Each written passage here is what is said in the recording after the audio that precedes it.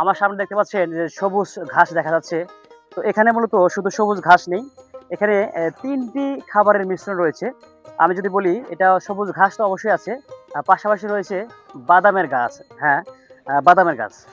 এটা কোন বাদামের গাছ? আমরা যে চীনা বাদাম যে আমরা চাষ করি দেশি বা বিভিন্ন হাইব্রিড জাতের যে বাদাম, সেই বাদামের গাছ। এবং আমি যদি একটু দেখাই যে এখানে এই যে আমরা ভুট্টা গাছ দেখতে পাচ্ছেন, এটা পরিত্যক্ত ভুট্টা গাছ, শুকনা গাছ। এটা এখন জমিতে নেই। রয়েছে শুধু আমাদের বাসায় আমরা যেটা শুকাইয়া নিয়ে আসছি সেটা। তো এই গাছ আর হচ্ছে বাদামের গাছ, পাশাপাশি হচ্ছে সবুজ ঘাস, যেটা আমরা বারবার বলছি যে আগেও দেখাইছি যে নেপিয়ার বা পাকসুম বা যারা এই জাতের ঘাস। তো এই ৩ টা খাদ্যের সংমিশ্রণে আজকে আমাদের এই খাদ্যটা তৈরি হয়েছে। দেখতে পাচ্ছেন যে কিভাবে ভাঙানো হচ্ছে, কিভাবে মেশিন দিয়ে প্রসেস করা হচ্ছে। এই ঠিক আমার পেছনে যে মেশিন দেখতে পাচ্ছেন, বৈদ্যুতিক চালিত মেশিন। এই মেশিনই আমরা কিন্তু এই খাবারগুলো প্রতিদিন তৈরি করি।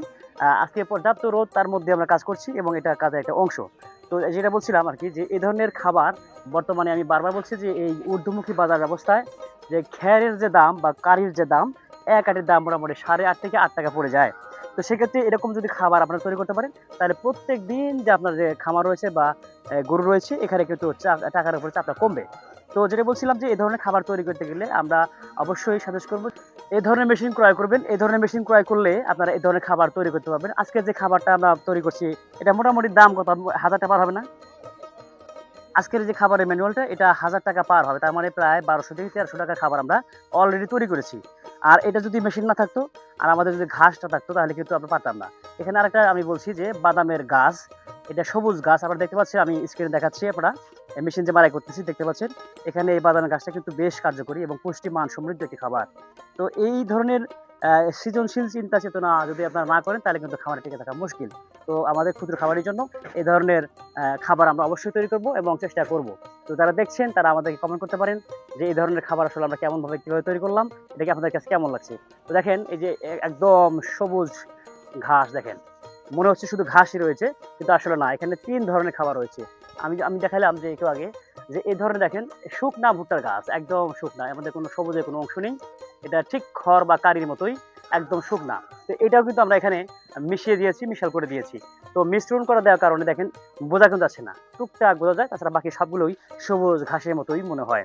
তো এ ধরনের খাবার গরু খেতে বেশ স্বাচ্ছন্দ্য বোধ করে এবং অনায়াসে খায়। আর এখন যেহেতু গরমকাল, সেহেতু আপনারা খড়টা কম দিবেন, মানে কারিগুলো কম দিবেন।